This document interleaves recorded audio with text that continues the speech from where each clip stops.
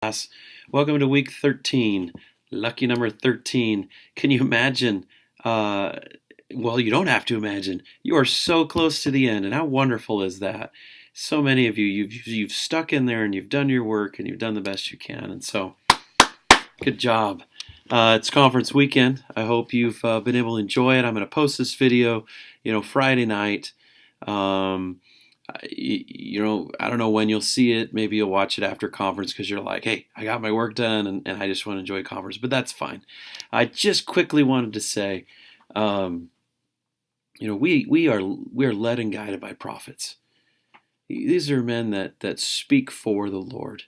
Doctrine and Covenants section 1 verse 38 says, whether by mine own voice or by the voice of my servants, it is the same.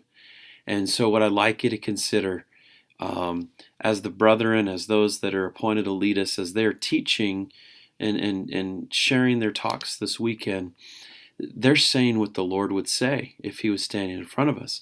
And so as you listen to that talk, just in your mind, just ask yourself, why does the Lord want me to hear that message?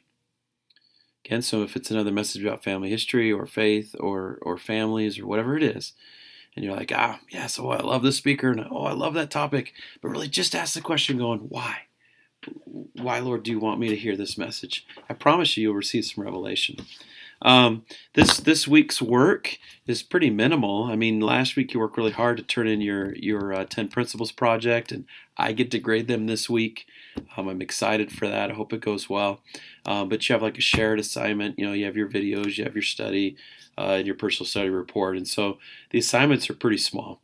The reading is pretty small. Chapters 1 through 5. I mean, they cover 2 pages. And then you have chapter 6, where it talks about why we go to church. Then you have chapter 7, which is doctrinally packed. It's so awesome.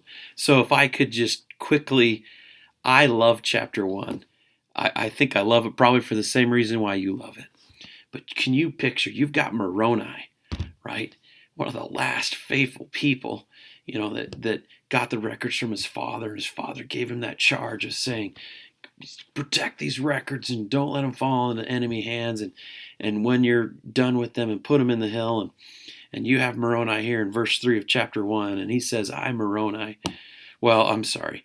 In verse 2 he says, there's wars exceedingly fierce among themselves, and because of their hatred they put to death every Nephite that will not deny the Christ. And then he says, I Moroni will not deny the Christ. Wherefore I wander whithersoever I can for the safety of my own life. Don't you just love Moroni? Right? All of us say, if I was in that position, I would never deny the Christ if my life was on the line. But we get to live it every day. Every word you say, and however you treat your family, and what you do at work, and what you do in the community, everything can testify that you do not deny the Christ, that you love him, and that you'll live for him. And so Moroni's awesome. The only other thing that I'd love for you to consider as you look at chapter 7, I'm not telling you to skip the others, but 7 is this one so packed with doctrine. Starts out where he's teaching us how to discern between things from God and things of the devil, things that are from light and things that are from the dark. And he talks about how they both entice. One entices you to love and to serve God. The other one entices you to not love and serve God. And you're like, is this hard to judge? I think I can figure this out. But what's cool is he teaches that, and then he says, search diligently, this is verse 19, in the light of Christ. So this gift, this ability, this power that God has given us to know between right and wrong, he says use that and look at everything in that context of the gospel and choose righteously. Now, right after that, in verse 20, he asks a question that the rest of the chapter answers. This is huge. Listen to this.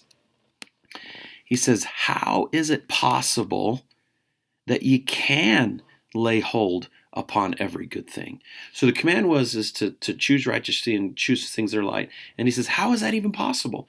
And then for the rest of this chapter, he says, this is how it's possible. So we know that talks about charity and faith and hope. But this time when you read it going, this sermon will teach me how to lay hold upon every good thing.